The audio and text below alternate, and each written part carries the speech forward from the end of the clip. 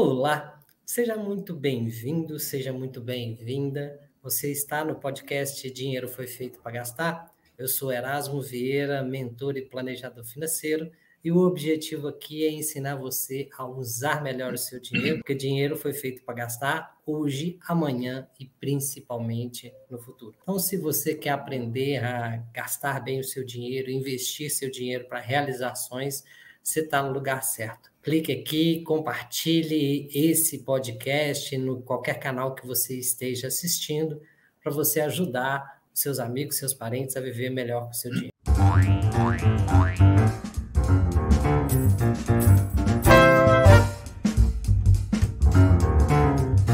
Hoje a gente vai falar sobre finanças para empresários e empreendedores. Trouxe aqui meu amigo Marco Gazinelli para compartilhar com vocês. Olá, Marco, tudo bem? Como Olá, você está? Tudo bem, Erasmo? Prazer estar falando com você aqui. Que legal, que legal. Marco, me fala aí, o que você tem visto dos empresários, dos empreendedores com as finanças nesse tempo todo que você faz o trabalho como planejador financeiro, consultor financeiro, palestrante? Me fala aí. Bom, Erasmo, a questão toda é que, às vezes, o empresário ele fica muito voltado para o operacional, para o dia a dia, e esquece que ele tem que sempre pensar no futuro. A empresa hoje, qualquer decisão que ele toma, mesmo que ele não está pagando essa conta hoje, amanhã a conta vem. Então, a questão do planejamento financeiro é de fundamental importância. E eu vejo muito que as pessoas planejam de uma forma equivocada. Não digo errado, mas equivocada pelo seguinte, porque muitas vezes eles fazem o planejamento sem pensar no porquê que está planejando. E, na verdade, o planejamento tem que ter um sentido, tanto na vida pessoal quanto na vida empresarial. Então, eu percebo Me explica melhor isso aí, me explica melhor como que é o sentido, o que é sem sentido, como que é isso? Por exemplo, o empresário quer sempre aumentar a venda. Se Sim. aumentar a venda, eu preciso de ter um capital para suportar esse crescimento de venda. Pode ser venda à vista, venda a prazo, não importa. Se eu vendo um produto, eu vendo hoje 100 unidades daquele produto, eu quero passar a vender 200, eu vou ter que precisar de mais dinheiro para comprar aquele produto, para estocar, para entregar para o meu cliente. Então, quando eu vou fazer o planejamento financeiro da minha empresa, eu tenho que pensar nisso tudo. Olha, como é que está, o que eu tenho que estocar, como é que é a minha negociação com o fornecedor, qual o prazo que eu tenho para pagar o meu fornecedor, a que prazo eu vou vender meu produto para o meu cliente, vai ser à vista, vai ser parcelado, entendeu? Tudo isso influencia em pensar como eu vou planejar o futuro financeiro da minha empresa. Então, se eu não sei o que eu quero vender, como que eu vou vender, como é que eu vou fazer um planejamento? Então, a gente sempre pensa, não, eu fiz planejamento, tá, mas como é que você fez? Eu guardo aqui 20 mil por mês. Tudo bem. É o que você precisa por mês? Mais ou menos. Por que mais ou menos? Não, porque só de conta ao fornecedor eu pago 30 mil por mês. Então, como é que você está planejando? Então, se você quer fazer um planejamento sério, tem que levantar, calcular seu ponto de equilíbrio, calcular qual é a sua necessidade de caixa, de capital de giro, para você definir quanto tempo você vai precisar de guardar dinheiro. Pode ser que 20 mil para você dê apenas para uma semana, e você está achando que está precisando daquele dia para o mês inteiro.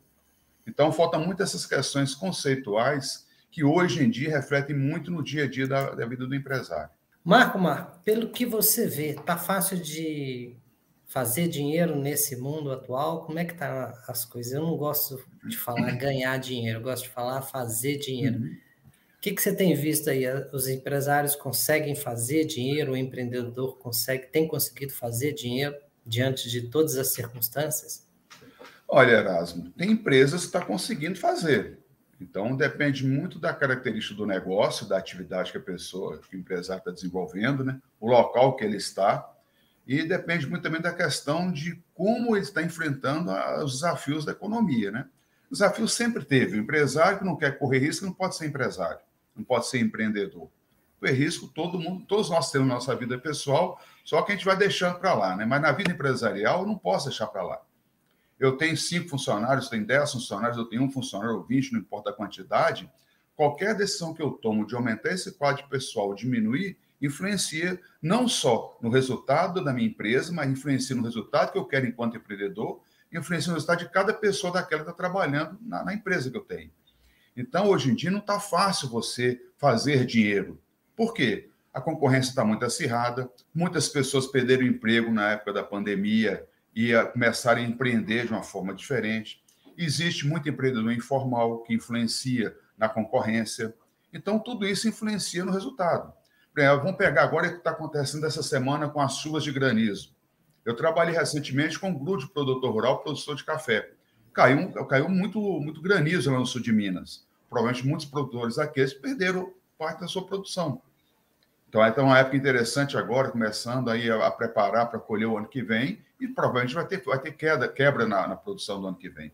Então, tudo isso interfere em qualquer atividade empresarial. Eu tenho minha loja no centro da minha cidade, vai ter uma obra na minha rua, vai ficar 3 meses sem passar carro, com barro na porta da minha loja. Eu vou perder venda. Então, o risco existe. Então, não é fácil fazer dinheiro hoje. Você está dando um exemplo aí, e eu vou testemunhar uma coisa que aconteceu comigo ontem. Ontem, eu tive que renovar minha CNH, e eu fui fazer uma renovação numa clínica no centro de Belo Horizonte. E tinha muito tempo que eu não caminhava pelo centro de Belo Horizonte. Eu, assim, a gente passa de carro, é uma coisa, mas eu fui e dei uma caminhada. E o centro de Belo Horizonte foi o lugar que eu comecei a trabalhar. Eu trabalhava de boy de contínuo na Elmo Calçados. Eu cortava aquele centro todo ali de Belo Horizonte. E eu fiquei assustado como que as mudanças estão ocorrendo. Você vê que o centro de Belo Horizonte era um lugar assim que... Bom, você tinha aquele Era ponto de movimento... encontro, ponto de você passear. Não, mas o ponto de comércio sensacional. Agora, o que me chamou a atenção foi a quantidade de imóveis para alugar. Aí você pensa assim, poxa, aqui em Belo Horizonte até a gente falava muito, né? O sonho de todo mundo era ter uma lanchonete no centro de Belo Horizonte, porque vende, tem muita gente passando na porta.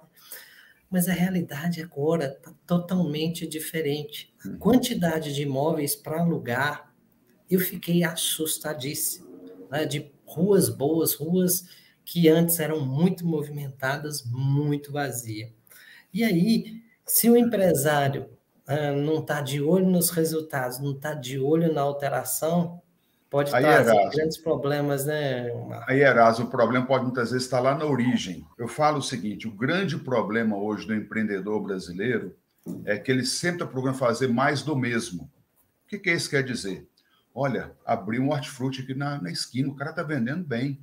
Tem uma loja ali na frente vazia, eu vou abrir outro hortifruti lá. Então, ele não faz pesquisa de mercado. Ele sempre olha com o olho gordo para cima do negócio do outro. Mas será que cabe 2 hortifrutis? Eu estou vendo isso no meu bairro, eu moro em Juiz de Fora, no bairro de São Mateus. Lá tem uns hortifrutis tradicionais. Abre outros, abre e fecha, porque não aguenta a concorrência, porque não cabe. Entendeu? Então, eu sempre falo, o empreendedor está querendo, em vez de gastar tempo em planejar que você vai gastar pouco dinheiro, ele pega tudo que ele tem, investe no negócio copiando do vizinho. E nem sempre aquele negócio do vizinho é bom para ele. Então, por exemplo, se eu não gosto da noite, minha região pode ter uma demanda enorme para barzinho noturno. Se eu não gosto da noite, por que eu vou abrir barzinho? Eu não vou dar conta. Não está na minha natureza ser dono de bar. Da grama do vizinho sempre é mais verde. Mas eu sempre falo, não vale a pena abrir mais do mesmo. Eu posso abrir hortifruti? Posso. O que eu vou fazer de diferente? Não é para eliminar o meu concorrente, é para que eu possa completar aquela gama de produto e serviço que ele não oferece, eu vou oferecer diferente. É possível ter? Cabe, mas eu não posso fazer empresa baseada no que só tem na minha região. Então, se eu não tenho um diferencial, é mais do mesmo, eu vou quebrar, porque o outro já está estabelecido. Eu, às vezes, estou entrando no negócio, investi tudo que eu tinha, estou sem capital de giro, como é que eu vou manter meu negócio? Aconteceu essa em Juiz de Fora. Abri um hortifruti lá, maravilhoso, não durou 6 meses. Entendeu? Ô, Marco, isso que você está falando é muito importante, sabe? Antes da pandemia, eu estava conversando com um empresário que estava buscando fazer investimentos, certo? E o negócio dele era bom, ele tinha uma indústria de alimentos, né? E para fornecer principalmente para uma série de restaurantes e lanchonetes que ele tinha. Só que um detalhe, praticamente todos os lanchonetes e restaurantes que ele tinha eram dentro de universidades, faculdades, locais, por exemplo, como um local de eventos, tipo assim, Minas Centro, Expo Minas, ele tinha restaurantes nesses locais, tá? E com a pandemia, fechou tudo. Aí eu falei, olha, vamos começar os investimentos. Ele falou, eu estou precisando agora de capital de giro, porque minhas reservas eu estou queimando e vou precisar de colocar dinheiro para não morrer. Beleza. Só que a pandemia durou muito tempo. E aí eu encontrei com ele uma vez, eu falei, opa, e aí, o que você estava fazendo? Ele falou, justamente por isso que eu lembrei, estou abrindo um empório. Abri um empório, né, num bairro bom aqui em Belo Horizonte, e por coincidência, assim, a gente corta cabelo no mesmo lugar. E eu perdi o contato com ele, tem muito tempo que eu não vejo ele. E outro dia, eu cortando o cabelo, meu cabeleireiro falou, fulano lá fechou o empório. E quando ele me consultou, eu falei justamente isso, olha, todo mundo lá daquele bairro já tem os produtos que ele compra de outros fornecedores. Você vai chegar ali, você tem que fazer alguma coisa diferente, mas do mesmo... É o mais do mesmo. Mais do mesmo te quebra. E eu fiquei sabendo que ele fechou o empório. Pois é, agora imagine ele veio de um negócio, podia ter várias unidades.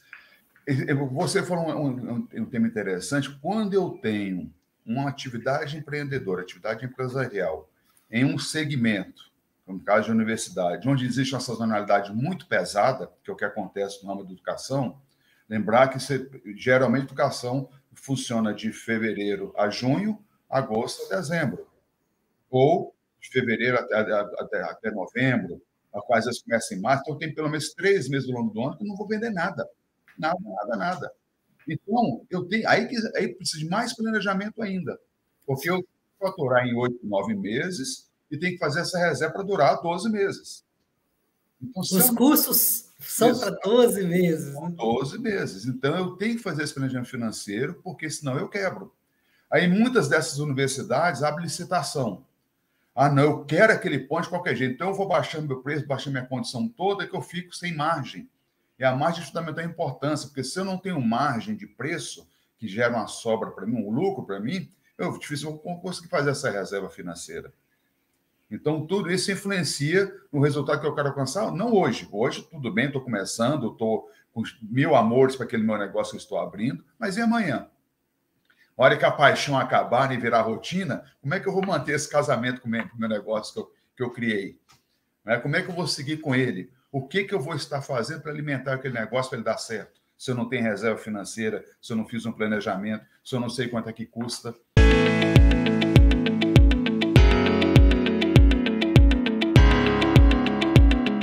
Lendo eu estou lembrando aqui, eu li aquele livro Sonho Grande, dos donos da Ambev. Né?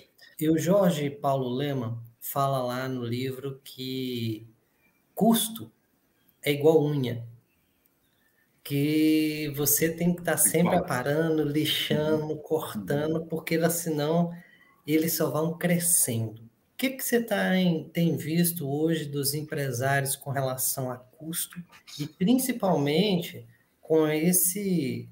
Normalmente o custo aumentou para todo mundo, né, Marco? Principalmente depois dessa pandemia aí. O que você tem visto? Você tem visto os empresários tomando realmente conta disso ou só preocupando com as vendas? O que você tem visto? O Erasmo, porque, na verdade, assim, trabalhar a redução de custo não é fácil.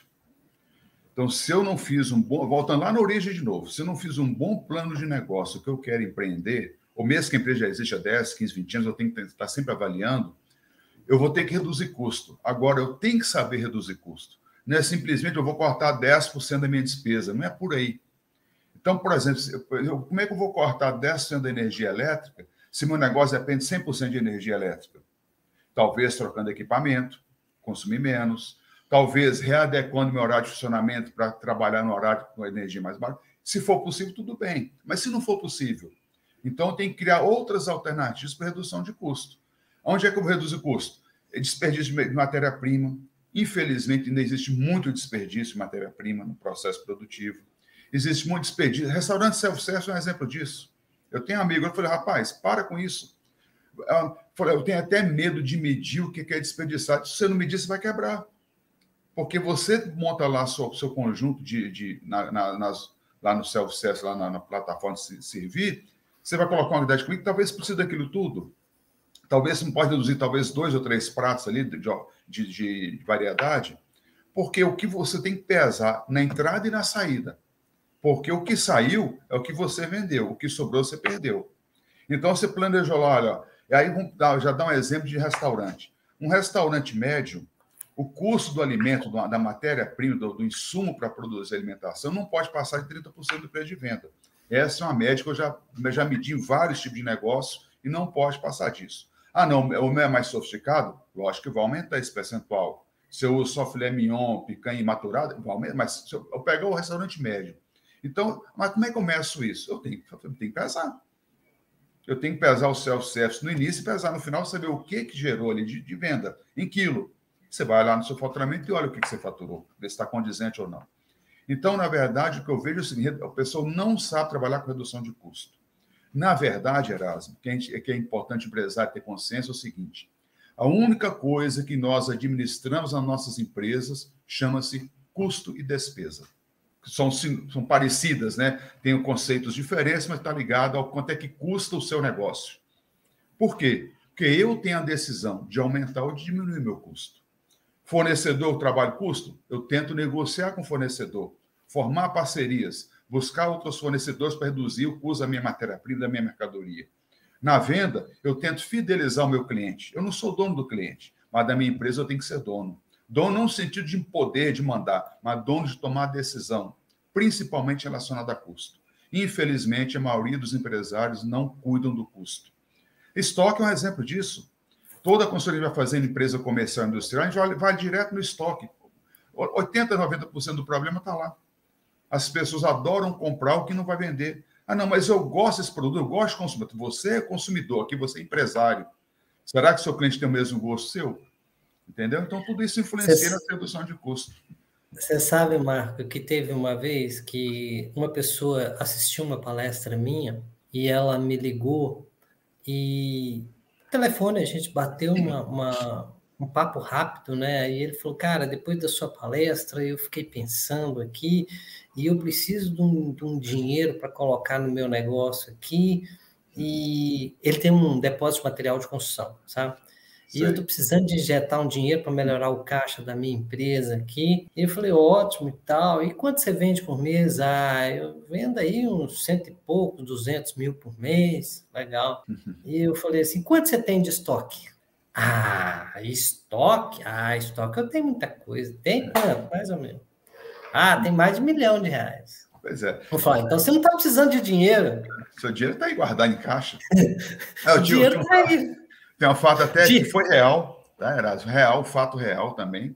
Um cliente falou, pô, rapaz, eu tenho negócio há 20 anos, até hoje eu não consegui fazer minha casa, uma coisa assim que eu estou desanimando. Como assim? Seu negócio é bom, você vende muito, mas eu não consigo. Por quê? Tá, quanto é que você imagina que vai custar a sua casa? Olha, o projeto que eu fiz fica em R$500 mil. Beleza. Não é para quem tem 20 anos, você pode... Mesmo que você não tenha um dia, você tem crédito para trabalhar para fazer esses 500 mil. Mas não sobra dinheiro na minha empresa. Tá, então vamos analisar a sua empresa. Ele vendia um produto, XYZ, não vou falar qual que é. Ele só não quebrou porque é um produto clássico, tá? Então tem mercado sempre. Mas o que aconteceu? Eu falei, um dia, Gustavo, chegou um fornecedor desse produto. Rapaz, você está comprando 60 unidades desse produto? Que era um varejo, um comércio tradicional. Eu vendo muito, vende mesmo. E como é que está o seu estoque? Meu estoque estou precisando comprar assim, mas tá, então vamos analisar? Então vamos analisar, comprando 60 unidades. Tá, o que você acha que você tem no estoque? Olha, eu devo ter no estoque talvez umas 15 unidades isso aí. Beleza, 15 unidades, tá, mas quanto você vende por mês? Rapaz, eu acho que eu devo vender umas 10 por mês, entre 10 e 15 por mês, por isso que eu mantenho 15 no estoque. Beleza, vamos conferir as vendas? Tá, ele vendia em média de 6, 7 por mês. Então, cada mês tinha 15, estava sobrando 8 por mês. E quase todo mês ele comprou 60. Não, ele estava comprando 60. Bom, então se você tinha 15 por mês, vendeu 7, ele tem em média 8, talvez 2 meses. Vamos colocar que você vai ter 20 unidades desse produto. Vamos lá ver no seu estoque? Ele tinha 100 unidades no produto, no estoque. Por quê? Ele comprava achando que vendia e não vendia. Então, onde é que estavam os R$500 mil? Ele estava tudo encaixotado no depósito. Ele tinha um depósito da loja, que era A loja devia ter uns 80 metros quadrados, devia ter lá talvez uns 60 metros quadrados de depósito na loja, e um galpão lugar de 200 metros quadrados para depósito. Então, a casa dele estava no galpão de 200 metros quadrados. Falei, meu amigo, vende, acaba com esse galpão, liquida o que você tem, vende tudo, você vai ter o dinheiro para comprar a sua casa. E ainda pagando aluguel no galpão. Pagando aluguel do galpão. Aí você pega, se ele vende 7 por mês, ele já tinha 100, comprando 160 no total que ia ter, quantos meses ele tinha de venda? 160 por 7, dá mais de 20 meses de venda. Mas, entendeu? Então o dinheiro está parado no estoque. Se não fosse um produto clássico, aquele produto que você vende periodicamente, ou é um produto mais caro, você não tem grande quantidade de venda. Ele teria quebrado. Vamos fazer um paralelo. Se fosse uma loja de roupa feminina, por exemplo, teria quebrado, porque moda de mulher muda cada estação. Muda, né? Se fosse uma loja de roupa de homem, talvez não quebraria se ele estivesse trabalhando com roupa clássica, mas não era nenhum desse segmento, era outro segmento. Mas que tem um giro de produto legal. Só que ele tinha uns produtos... E outra coisa, ele tinha mais do mesmo, ele tinha muita variedade do mesmo produto. Num negócio que você tem num bairro, por exemplo, você tem que saber até a variedade que você vai ter de produto no seu estoque para não competir internamente. Pegar um mercadinho de bairro. Será que o mercadinho de bairro precisa ter 10 marcas de café? Talvez 3. Porque ele está no bairro, o cara ele vai comprar o que precisa momentâneo, não vai fazer compra do mês ali. Porque ele vai no supermercado fazer compra do mês. Eu preciso ter 10 marcas de café, que é outro segmento interessante de trabalhar também essa questão de custo. Então, tudo isso tem que levar em consideração na sobra de caixa que eu desejo para garantir o futuro da minha empresa. Está ligado ao planejamento financeiro. Então, planejar financeiro não é planejar o que sobra, como a gente trabalha muito na questão das finanças pessoais, né? Não é planejar o que sobra. Eu tenho que planejar para sobrar mais. Então, eu vou trabalhar com o dinheiro que eu tenho, fazer dinheiro para sobrar antes de gastar. Porque eu sei o seguinte, eu faturei 100 mil, vou gastar 80, vai sobrar 20. Não é planejar o que sobra, é planejar o que vai sobrar, né? Sobrar, não é planejar o que sobra, é planejar o que você quer que sobre. Então, você vai tomar essa decisão antes de fazer as coisas acontecer.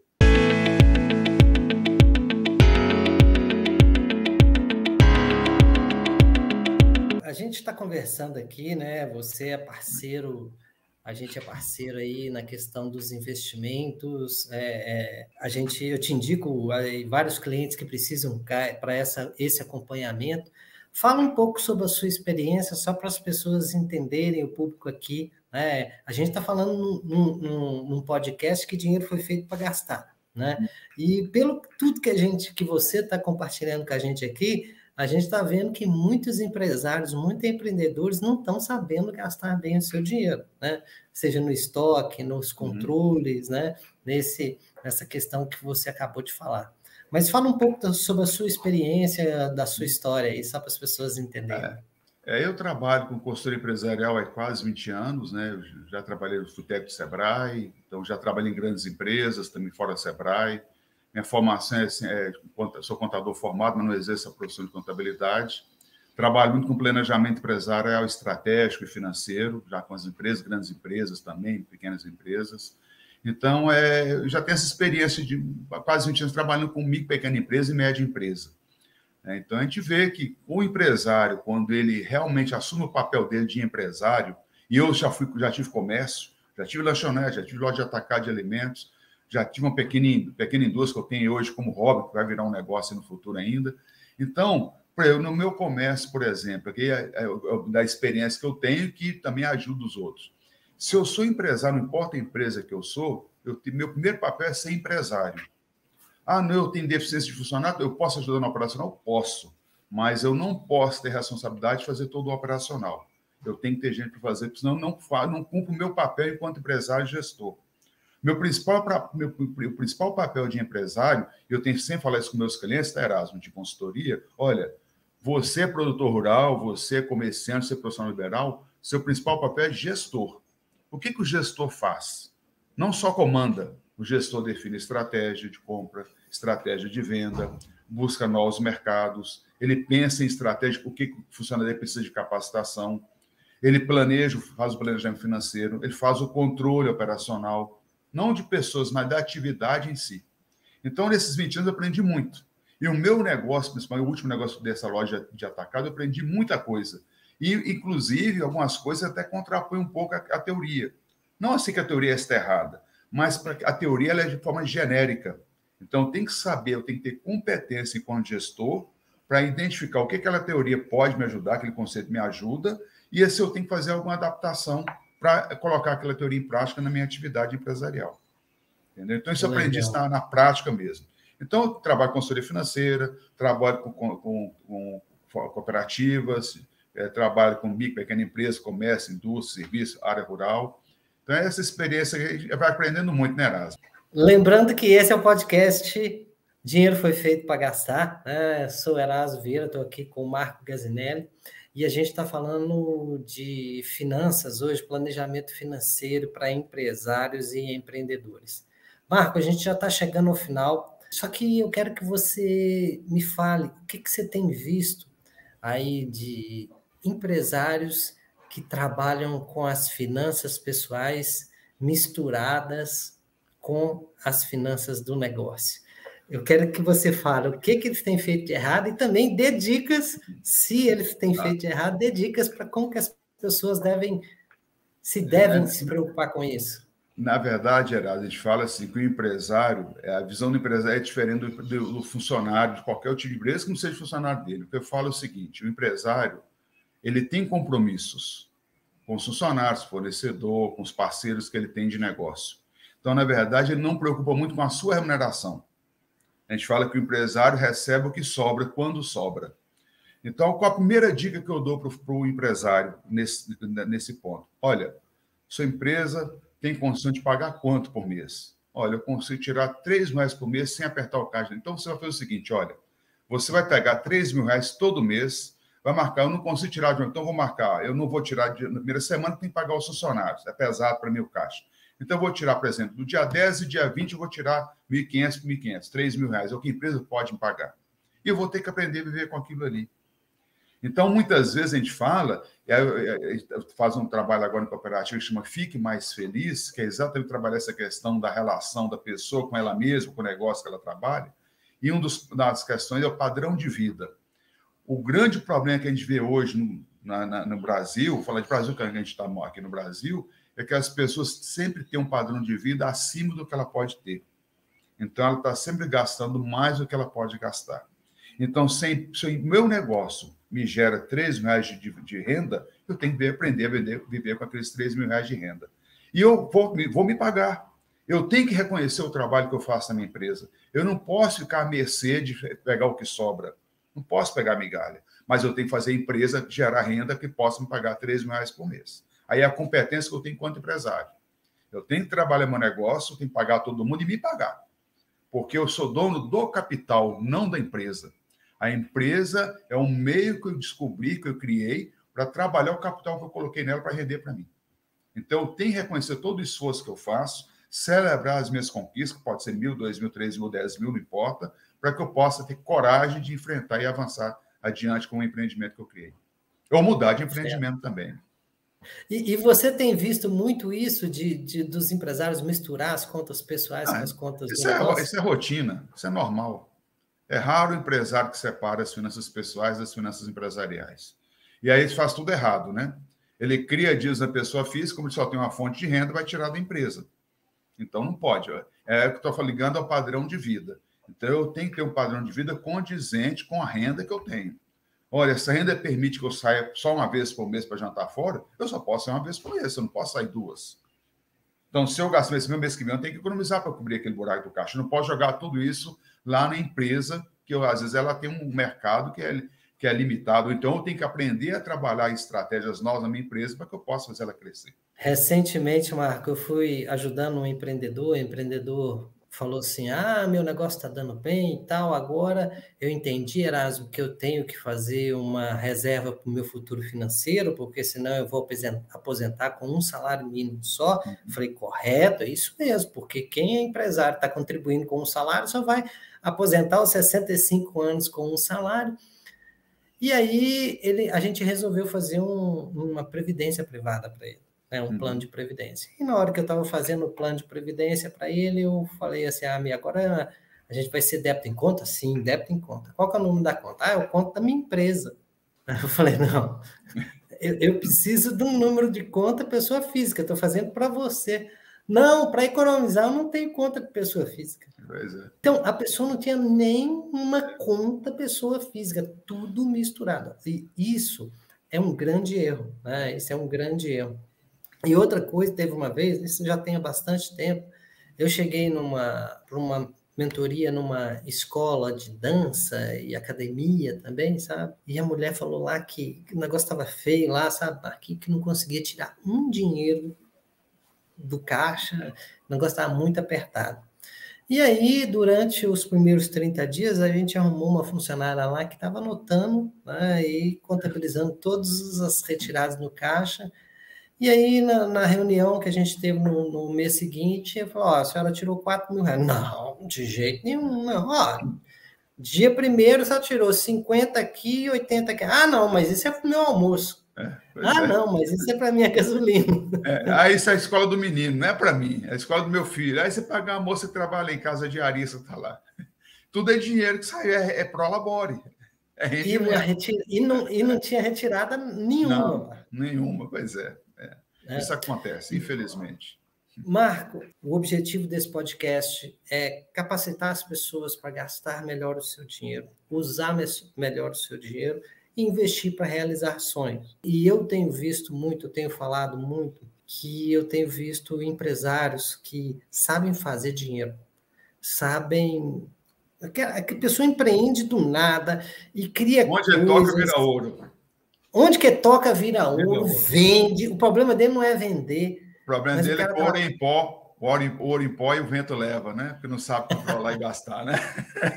Aí a pessoa trabalha e não vê resultado financeiro. Aí você pensa assim, pô, eu queria ter uma empresa dessa, mas só que você vê o caixa da empresa, a caixa da empresa não existe, está quebrado.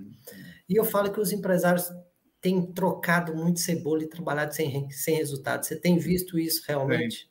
É porque não tem um planejamento financeiro, Erasmo. Eu tenho projeto, olha, eu quero aumentar 20% na minha venda no ano que vem. Beleza. O que eu vou fazer diferente agora para aumentar minha venda em 20%? Porque se eu fizer a mesma coisa, ou o resultado vai ser igual ou pior. Talvez meu concorrente fez alguma coisa diferente, está aumentando, eu estou perdendo mercado.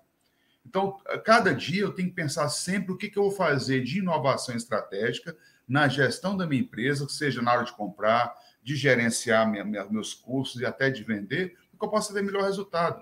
E o foco não é só faturamento. Eu tenho que vender gerando resultado positivo para mim, gerando lucro e gerando sobra de caixa. O fato só de vender não quer dizer que eu estou ganhando dinheiro. Eu posso estar vendendo mal, vendendo um preço a baixo custo. Olha, eu pego um cliente agora, vende a prazo em 10 pagamentos, está aí seu preço à vista. Ah, não, eu dou 10% de desconto. Ah, beleza, maravilha. Mas você aumentou 10% no seu preço de venda a prazo? Não. Então você perdeu a lucratividade. Então, fazendo conta aqui de padaria, né, sem entrar no detalhe. Então, se eu estou lá coloquei 15% de mais de lucro, dei 10% de desconto, já perdi 10% na conta de padaria, sem entrar no método de juros compostos, nada disso, não. Então você fez tudo errado. É isso aí. Marco Gazinelli, cara, muito obrigado por ter compartilhado eu que agradeço, aqui com a gente, né? Você quer deixar seus contatos, como que as pessoas te acham? O mais fácil me achar é no WhatsApp, né? No 32 99972 0993.